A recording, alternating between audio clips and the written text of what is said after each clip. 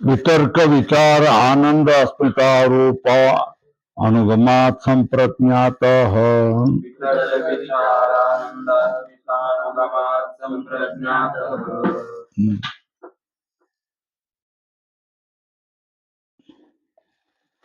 उपाय को बता करके जिसके लिए उपाय किया जा रहा है उस उपाय को प्रकार के सहित बता रहे हैं।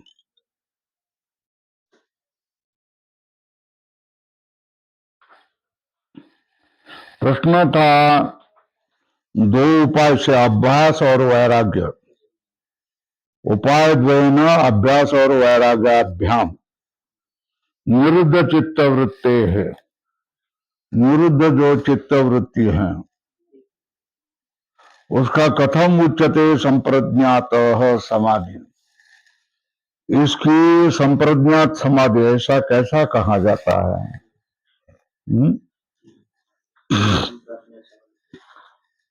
अभ्यास और वैराग्य ये दोनों उपाय से निरुद्ध जो चित्त वृत्ति है उसका संप्रज्ञात समाधि ये कैसे क्या कहा जाता है? तो बोलते हैं वितर्क विचार आनंद अस्मिता रूप रूप अनुगमात संप्रज्ञात। संप्रज्ञात किससे होगा? वितर्क विचार आनंद और अस्मिता रूप से संबंध से युक्त जो चित्त होगा संप्रज्ञात चित्त से समाधानम ये सब जोड़ लेना। यहाँ क्या चित्त से समाधि। संप्रज्ञात नाम की चित्त की समाधि होती है। वितर्क से संबंध आ गया, विचार से संबंध आ गया, आनंद से संबंध आ गया, अस्मिता से संबंध आ गया, तो उसके संबंध से चित्त की जो समाधि होती है वो संप्रज्ञात समाधि होती है। ये वितर्क क्या है? वितर्क की तो बराबर लिखो चित्त से आलम्बने स्थूल आभोग। या वितर्क का अर्थ है चित्त का आलम्बन में स्थूल आभोग है ना। स्थूल का अर्थ है ऊपर लिखो शब्द अर्थ ज्ञान रूप। शब्द अर्थ ज्ञान रूप विकल्पस्य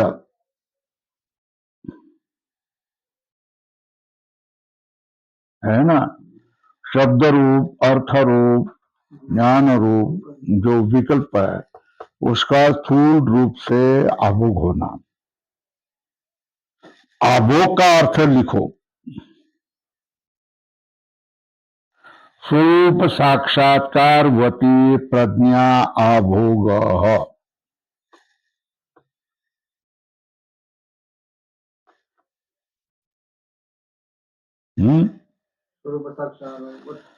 स्वरूप साक्षात्कारवती प्रज्ञा आभोग। आभोग मतलब क्या? अपने स्वरूप के साक्षात्कार वाली प्रज्ञा। वो स्थूल विषयत्वाद स्थूल है। देखो विषय स्थूल होने से स्थूल होता है।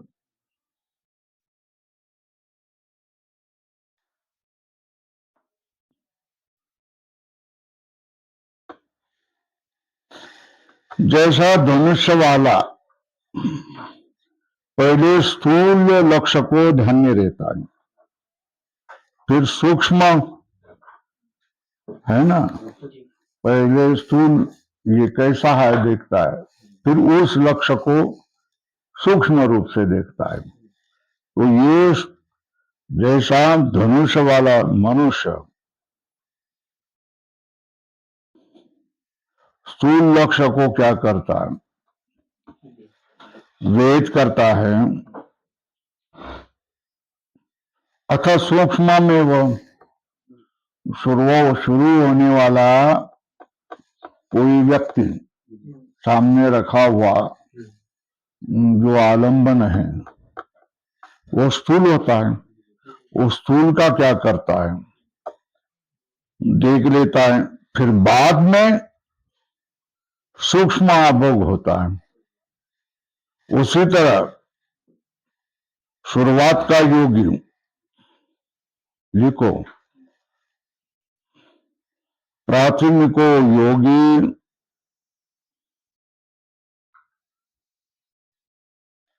स्थूलमेव पंचभौतिकम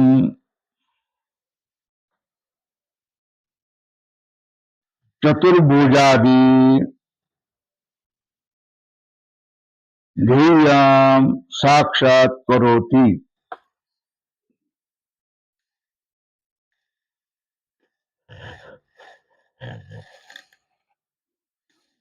अनंतरं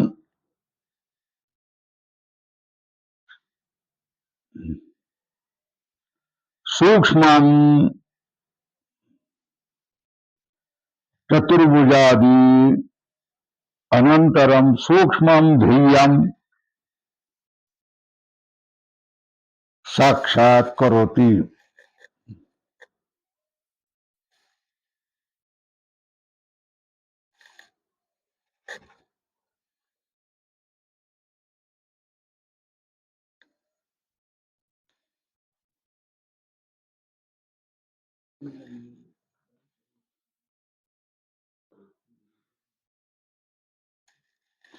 बराबर है।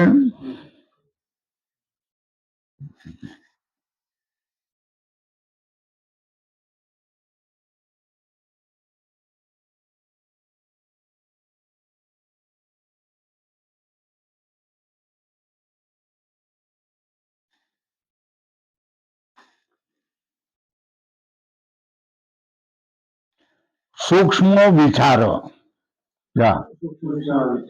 सूक्ष्म क्या है? विचार।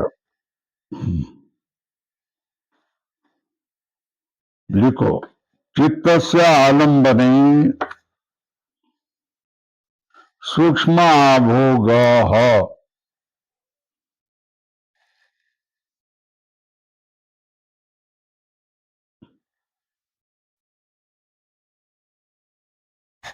स्थूल कारणभूत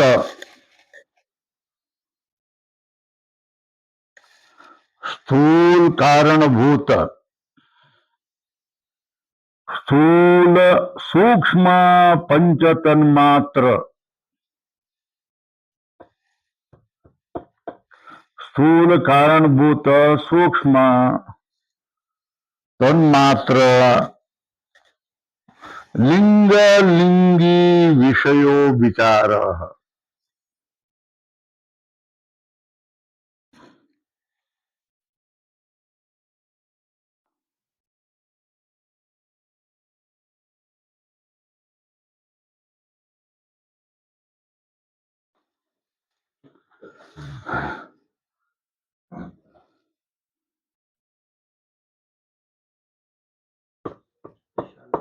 हो गया। इस आभोग को तर्क वितर्क और सूक्ष्म लिखो, वितर्क और सूक्ष्म ये क्या है?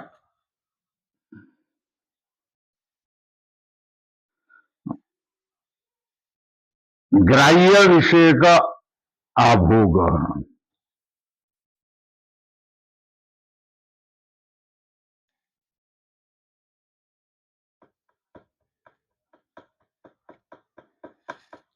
है ना। लिखो, ग्राह्य का अर्थ है इंद्रियाणाम स्थूल सूक्ष्म विषयाः। इंद्रियों के स्थूल सूक्ष्म विषय है ना, वितर्क और विचार है ना। तो अभी तक क्या दिखा है? ग्राह्य विषय दर्शयित्वा। लिखो अब, ग्राह्य विषय दर्शयित्वा ग्रहण विषय दर्शयति। अब क्या करेंगे? ग्राह्य विषय दर्शयित्वा ग्रहण विषय दर्शयति, है ना। आनंदोल्लाद। ग्रहण का अर्थ है इंद्रियाणि अंतःकरणम छ, इंद्रियाणि छ अंतःकरणम छ।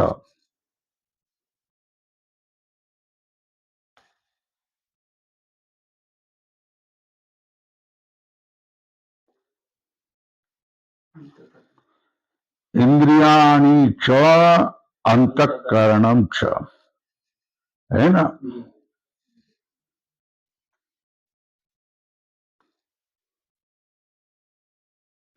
हो गया। इसको क्या कहेंगे? ग्रहण।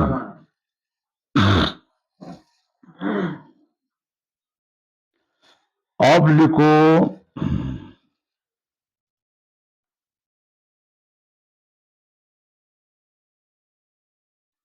ग्रहण विषय को क्या दिखाते हैं? आनंदोल्लाद।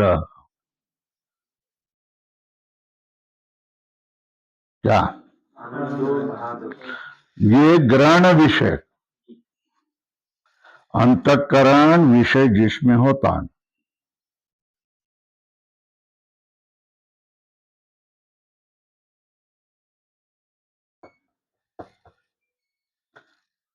प्रकाशशीलतया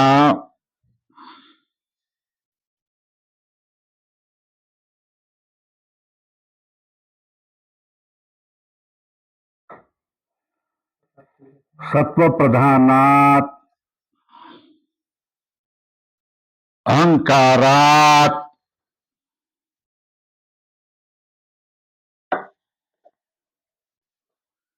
क्या लिखा? प्रकाशशीलतया सत्व प्रधानात अहंकारादि इंद्रियाणि उत्पन्नात।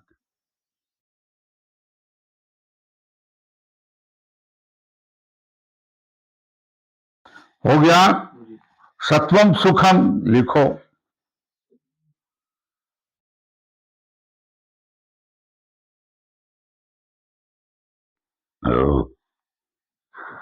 सत्वम सुखम इंद्रियाणि अपि सुखानि।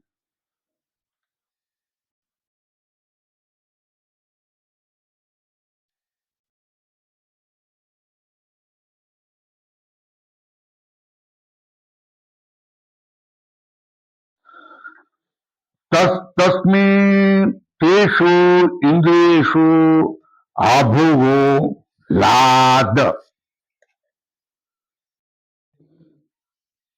उस इंद्रियों में आभोग होना लाहत कहां है ना। अब लिखो, ग्रहितृ विषयक संप्रज्ञात समाधि। ग्रहतृ ग्रहितृ विषयक संप्रज्ञात समाधि। एकात्मिका संवित अस्मिता। लिखो, अस्मिता प्रभुवानी इंद्रियाणी। अहंकार से उत्पन्न इंद्रिया होते हैं ना। अस्मिता प्रभुवानी इंद्रियाणी तेन येषाम् इंद्रियाणाम् तेन येषाम् इंद्रियाणाम् तेन येषाम् इंद्रियाणाम्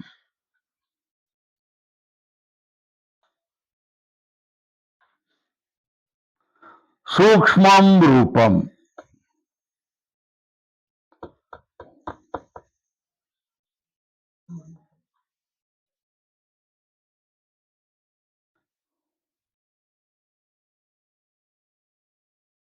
लिखो, साच मतलब अस्मिता।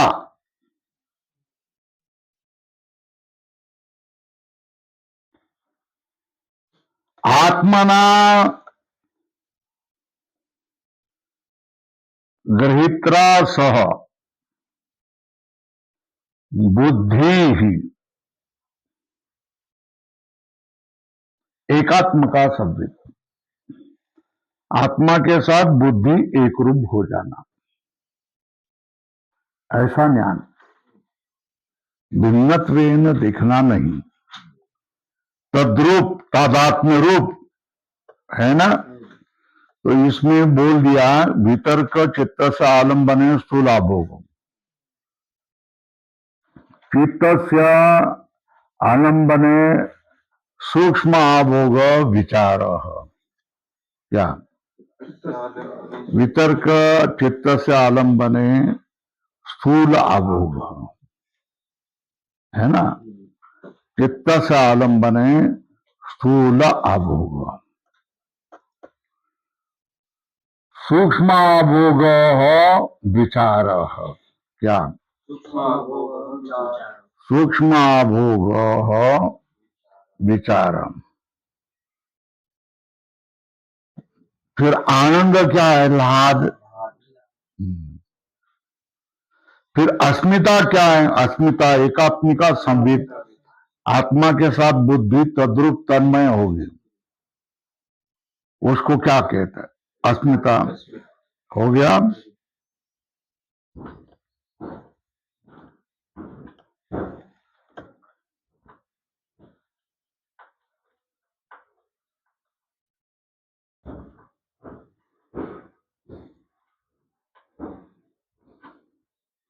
ये गृहीतृ विषयक संपज्ञा कौन है? अस्मिता। हो गया। अब लिखो चतुर्णाम अपि अवांतर विशेषम आह। चतुर्णाम अपि अवांतर विशेषम आह।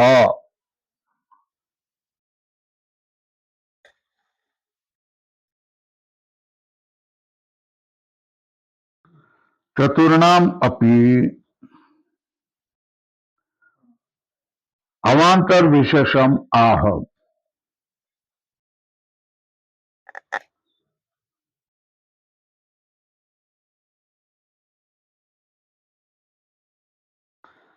चतुर्णाम अपि अवांतर विशेषम आह।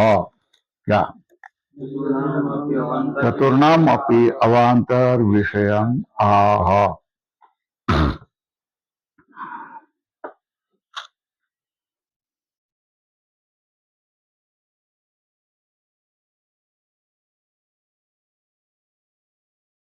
तत्र प्रथम चतुष्टय अनुगत समाधि वितर्क।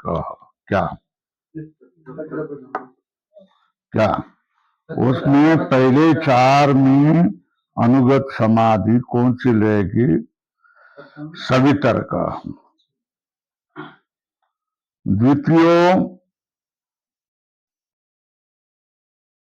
दूसरे चतुष्टय में अनुगत समाधि वितर्क। द्वितीय वितर्क विकला सविचार। वितर्क नहीं होगा तो उसको क्या कहा जाता है? सविचार। उसमें विचार भी समाप्त हो गया। विचार विकल सानंद, आनंद के सह होगा, उसको क्या कहा जाता है? विचार विकल सानंद समाधि।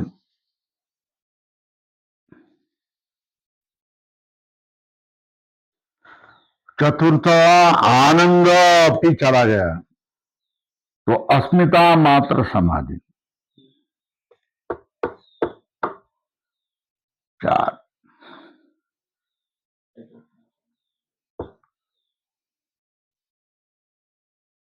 वितर्क विचार आनंद और अस्मिता, चारों को एक पकड़े तो उसको सवितर्क समाधि कही गई है। उसमें वितर्क चला गया और तीन रह गए, विचार, आनंद और अस्मिता रह गई, तो उसको सविचार कहा जाता है। फिर ये दोनों चले गए हैं, वितर्क और विचार चले गए, केवल लहाद रह गया, तो तीसरी विचार विकलह सानंद समाधि। आनंद भी चला गया, आनंद को भी वैराग्य हुआ, आनंद नहीं चाहिए, तो उसमें क्या हो गया, अस्मिता मात्र है ना। तो ये सब के सब एते सालंबना समाधय, इन सब को क्या कहा जाता है, सालंबना समाधय, बराबर है ना। सर्वे एते सालंबना समाधयो हो। 17 हो गया। 18वां, अथ असंप्रज्ञात समाधि किम उपाय किम स्वभावो वा।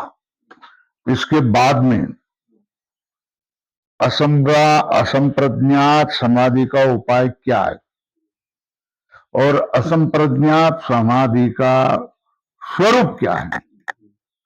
पहले असंप्रज्ञात समाधि का कारण क्या है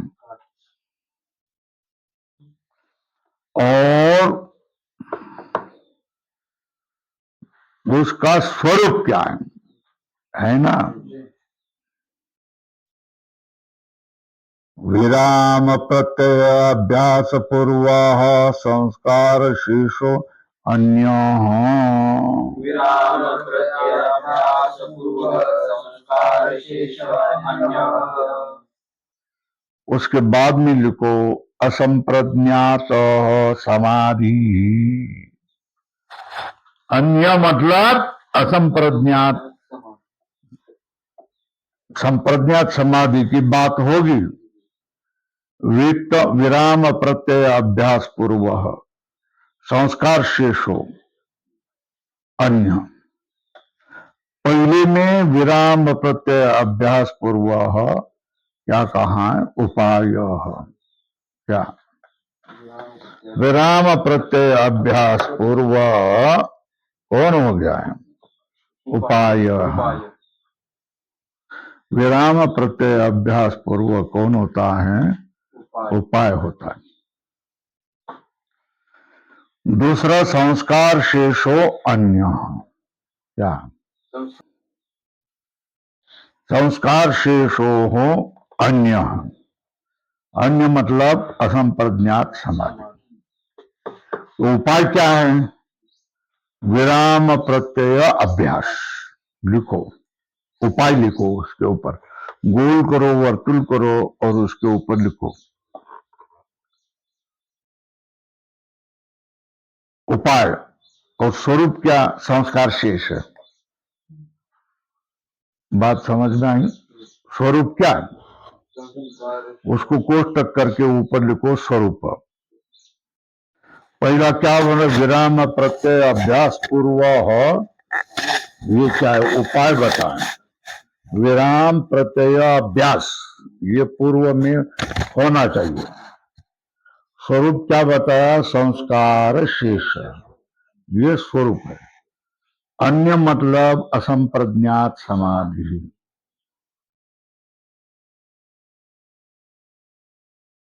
उसको ही बता रहे, सर्ववृत्ति प्रत्यय, सर्ववृत्ति प्रत्यस्तम, ये सर्ववृत्ति का नाश होने पर है ना, सर्ववृत्ति प्रत्यय प्रत्यस्तमय संस्कार शेषो, संस्कार रूप शेष, संस्कार में बच जाना। क्या सबके सब वृत्ति का नाश होने पर वो वृत्ति संस्कार रूप में बच जाना। उसको क्या कहा जाता है? चित्त से निरोध। संस्कार का स्थूल रूप चले जाकर, वृत्ति का स्थूल रूप चले जाकर केवल संस्कार रूप से बच जाना, इसको क्या कहते हैं? असंप्रज्ञात समाधि। संस्कार शेषो अन्य असंप्रज्ञात समाधि। विराम प्रत्यय पहला होना चाहिए, संस्कार रूप शेष में चित्त रहना चाहिए, उसको क्या कहा जाता है? असंप्रज्ञात समाधि।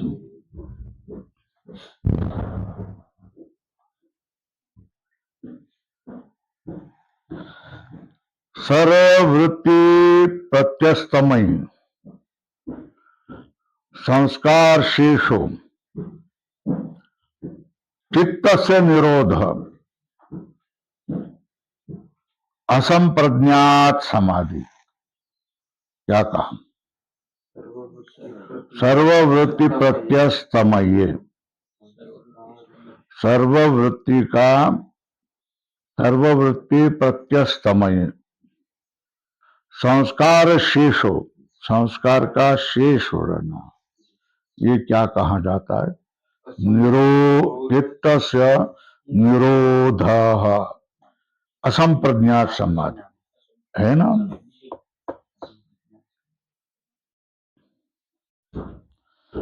उसका उपाय क्या? परमं वैराग्यम। इसमें 3 पद हैं, विराम प्रत्यय अभ्यास पूर्व। प्रथम पद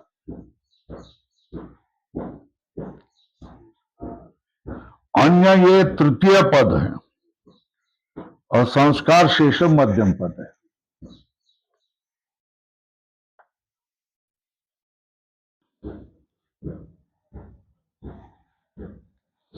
प्रथम पद को बोलते हैं विराम प्रत्यय अभ्यास, परम वैराग्यम उपाय।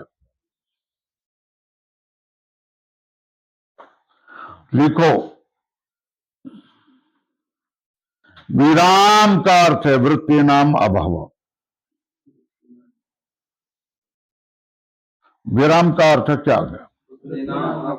वृत्ति नाम अभाव। विराम का अर्थ क्या है?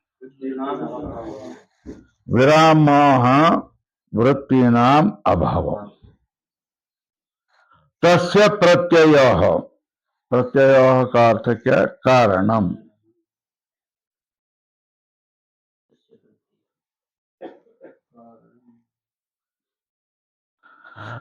तस्य प्रत्यय का अर्थ क्या करेंगे? कारणम। विराम मतलब वृत्ति नाम अभाव, तस्य कारणम अभ्यास, कारण का अभ्यास। अभ्यास का अर्थ क्या? पुनः पुनः अनुष्ठानम। लिखो, अभ्यास का अर्थ क्या हो गया? पौन पुण्येन अनुष्ठानम, पुनः पुनः अनुष्ठानम।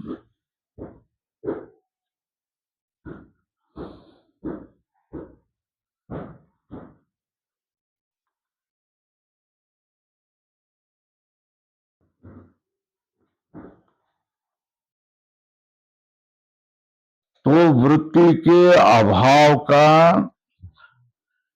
कारण का पुनः पुनः अनुष्ठान करना, यही क्या कहा है? विराम प्रत्यय अभ्यास। क्या? विराम प्रत्यय सर्ववृत्ति का नाश होगा, ऐसे कारण का पुनः पुनः अभ्यास करना, है ना? उसको क्या कहा? विराम प्रत्यय अभ्यास। हाँ,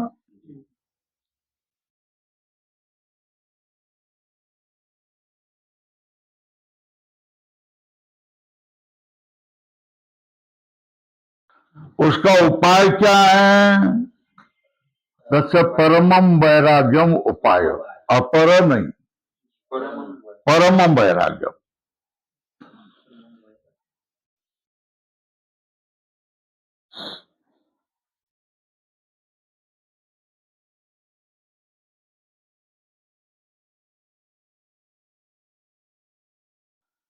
अपर वैराग्य निरोध का कारण नहीं होता है, परम वैराग्य निरोध का कारण होता है।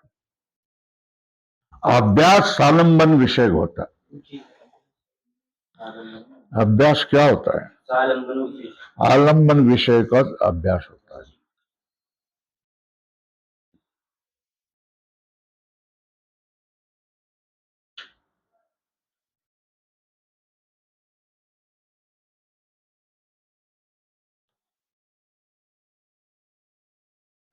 तत्साधनाय न कल्पते।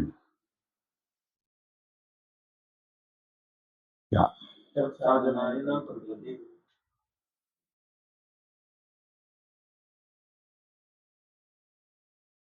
जो अभ्यास करेंगे वो किसी लक्ष्य को लेकर करेंगे। सालंबनो अभ्यास। तत्साधनाय न कल्पते, वो असंप्रज्ञात समाधि का कारण नहीं बनता है। क्या? अभ्यास किसी लक्ष्य को लेकर हो गया। वितर्क, विचार, लाद, आनंद, अस्मिता, कोई ना कोई आलंब होगा। वो सालंबनो, वो असंप्रज्ञात समाधि के सिद्धि के लिए उसको विचार नहीं होता है ना। इति विराम प्रत्ययो, इसलिए सालंबन नहीं, विराम प्रत्यय निर्वस्तु का आलंबनी क्रियते, है ना। विराम प्रत्यय मतलब चित्त वृत्ति का निरोध, है ना। वहां वस्तु, कोई वस्तु नहीं होती, उसको ही लक्ष्य किया जाता है। आलंबनी क्रियते, उसको ही क्या किया जाता है? आलंबनी क्रियते। वो क्या होता है? अर्थ शून्य, वहां अर्थ ही नहीं होता है। सच्चा अर्थ शून्य। ऐसे अर्थ शून्य निर्वस्तु का अभ्यास पूर्वम विचित्तनम निरांबलम अभाव प्राप्तम यो भूति, जिससे वस्तु शून्य निर्वस्तु का अर्थ शून्य, उसको अभ्यास करने पर, अभ्यास पूर्वकम ही चित्तम निरालंबनम अभाव प्राप्तम हुआ, आलंबन रहित, जैसे कि अभाव को प्राप्त हो गया है। अभाव प्राप्तम हुआ भौतिक, इसको ही क्या कहा जाता है?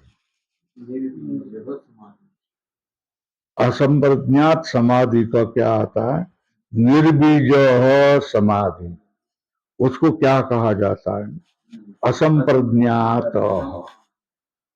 वहां कोई आलंबन नहीं होता है, वहां कोई लक्षण नहीं होता है। आलंबन लक्ष्य मतलब निरोध ही, वृत्ति का अभाव ही क्या होता है? लक्ष्य होता है। इसको क्या कहा जाता है? निर्बीज समाधि। उसको ही क्या कहा जाता है? असंप्रज्ञात समाधि। वो असंप्रज्ञात, स मतलब असंप्रज्ञात, लिखो।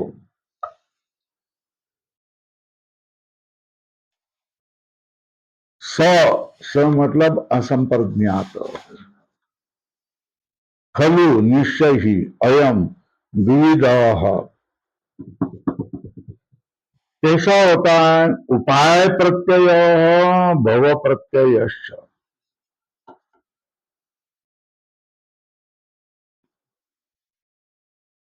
वो दो प्रकार का होता है। उपाय प्रत्ययो यस्य, प्रत्यय का अर्थ है कारण बता दिया।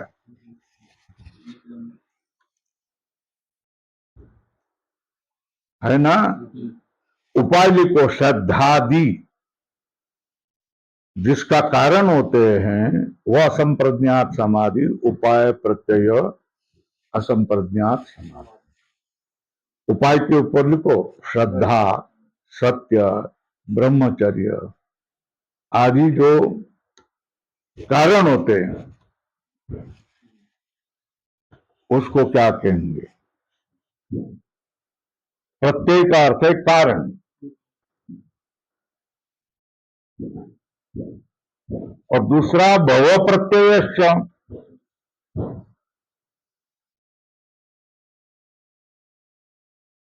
है ना। असंप्रज्ञात समाधि द्विविध, उपाय प्रत्यय भव प्रत्यय। उपाय कारण होता है और भव कारण होता है। उपाय प्रत्यय किसका होता है, कौन लोग करते हैं, योगी नाम। क्या तत्र उपाय प्रत्ययो योगी नाम, है ना।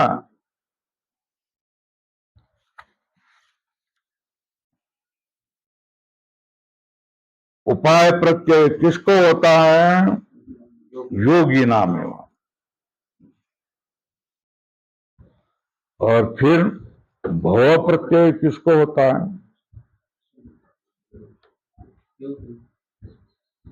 दो प्रत्यय बताए ना, उपाय प्रत्यय उपाय प्रत्ययो भव प्रत्यय। उपाय प्रत्यय योगी नाम भवती, तो फिर भव प्रत्यय किसको होता है, भव प्रत्ययो विधेय प्रकृति लया नाम। क्या भव प्रत्यय संसार ही जिसका कारण होगा।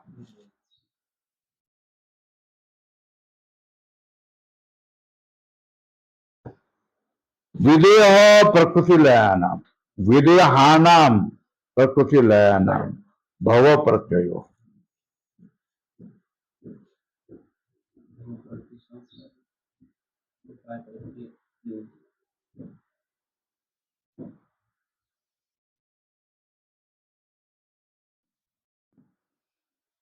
तो बोलते हैं भव प्रत्यय विदेहानाम प्रकृति लया नाम च, कौन बनेगा भव प्रत्यय। विदेहानाम मतलब, विदेहानाम मतलब ऊपर लिखा है ना देवानाम, क्या देवानाम, हाँ, विदेहानाम मतलब देवानाम भव प्रत्यय।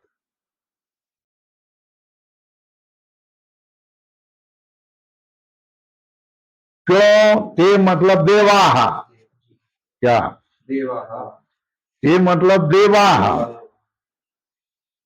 संस्कार मात्र उपभोगेन, ते ही संस्कार मात्र उपयोगेन चित्तेन कैवल्य पदम इव अनुभवन्तः।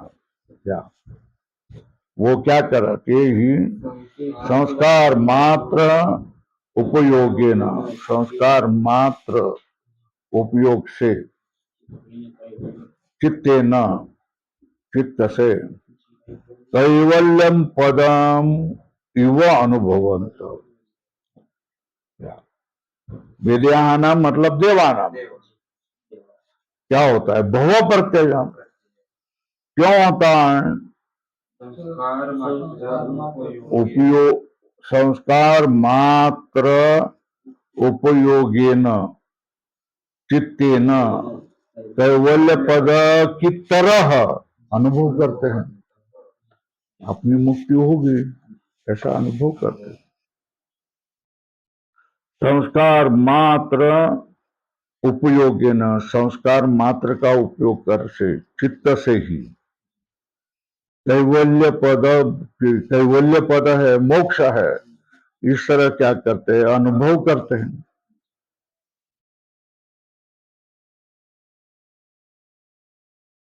तो क्या कहते हैं, स्व संस्कार विपाकम, अपने संस्कार का विपाक से उस कैवल्य पद जैसे को अतिवाहयंती, वहां चले जाते हैं।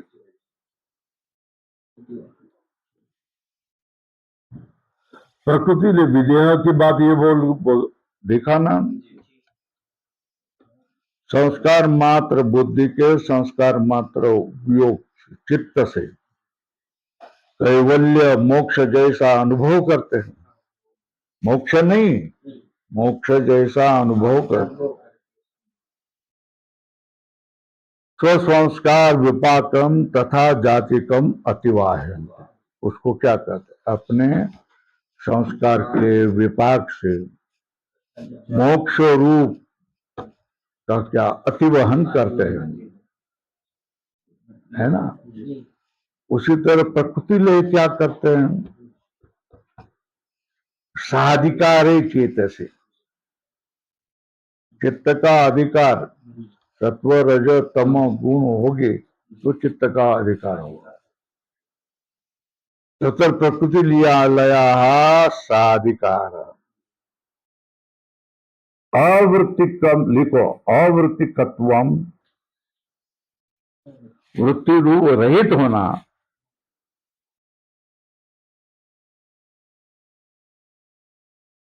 है ना।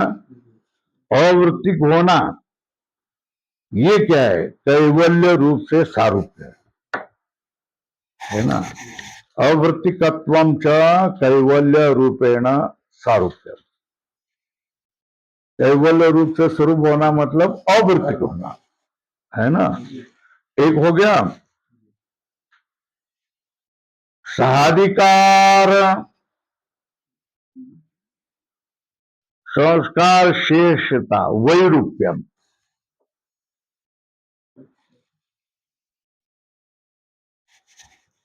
अधिकार के सहित संस्कार शेष रूप से हो जाना, जिसको वैरूप्य कहते हैं।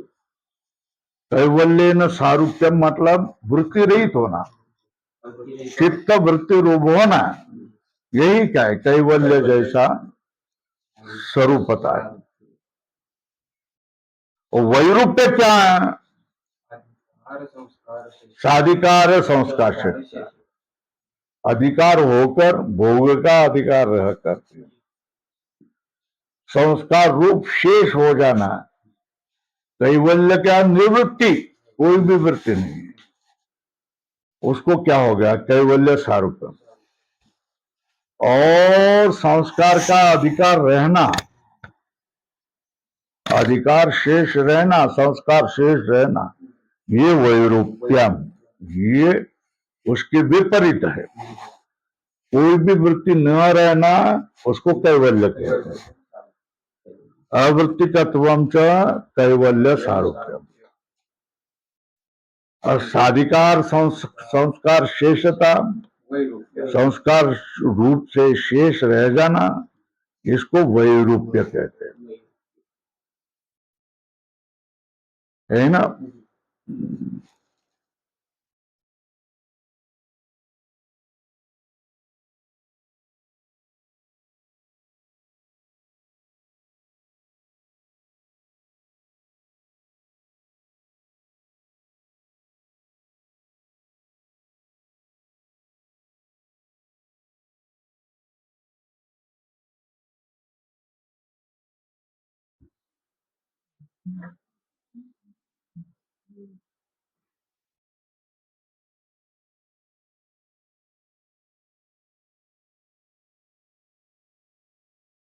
प्राप्त अवधय, ये लोग क्या कहते हैं, प्राप्त अवधय स्वसंस्कार विपाकम तज्जातीयकम अतिवाहयन्ति अतिक्रामन्ति पुनरपि संसारे विशन्ति,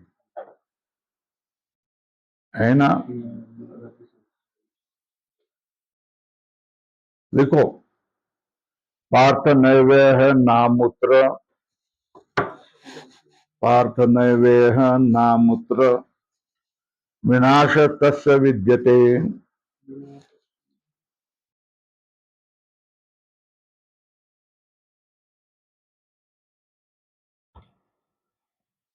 पार्थ नैवेह नामुत्र विनाशस्तस्य विद्यते नहीं कल्याण कृत कश्य दुर्गतिम तात गच्छति।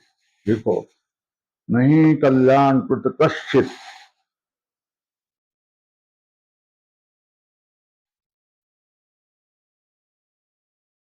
दुर्गतिम तात गच्छति। आगे रुको, प्राप्य पुण्यकृताम लोका,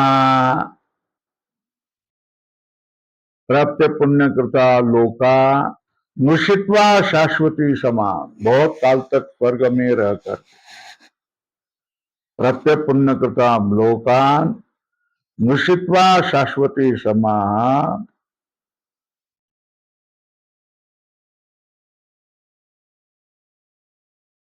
शुचीनाम श्रीमताम गेहे। देखो, शुचीनाम श्रीमताम गेहे, शुचीनाम श्रीमताम गेहे योग भ्रष्टो अभिजायते। उसका नाश नहीं होता। वो जो पवित्र श्रीमंत लोगों के घर में उसका क्या होता है, जन्म हो जाता है, उसका नाश नहीं होता।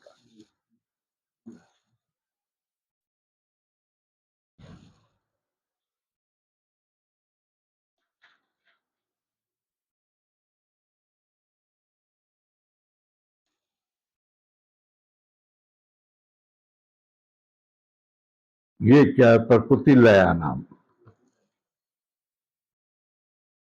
प्रकृति लय कब बोलेंगे, अधिकार होगा तो होगा ना। प्रकृति में लीन होकर वो हमको मोक्ष मिला, ऐसे ही मानते हैं। क्या है, जैसे वैकुंठवासी हो गए तो मोक्ष हो गए, कैसे? मोक्ष नहीं है। वो कहाँ प्रकृति में लीन होते हैं, क्योंकि प्रकृति को ही वो सब मानते हैं, है ना। तो प्रकृति में लीन होते मगर उसको मोक्ष है ऐसा मान देते।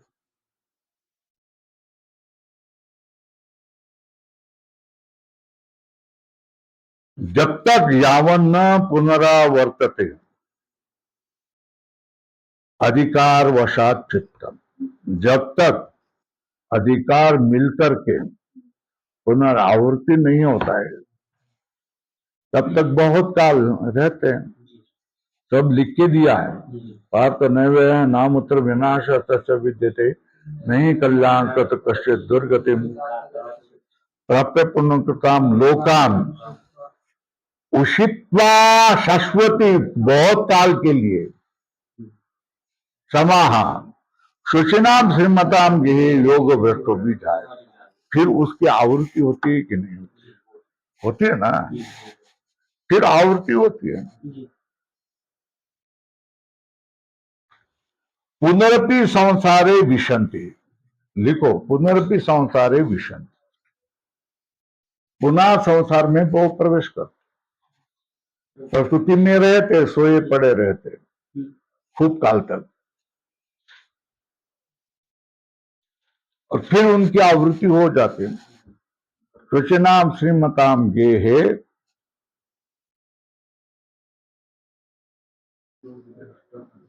योग भ्रष्टो अभिजायते।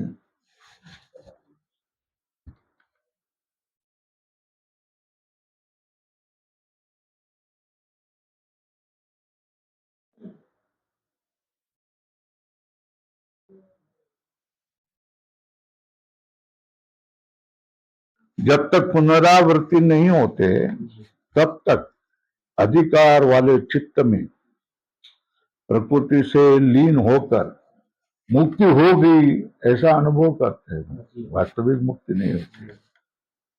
ओम पूर्णमदः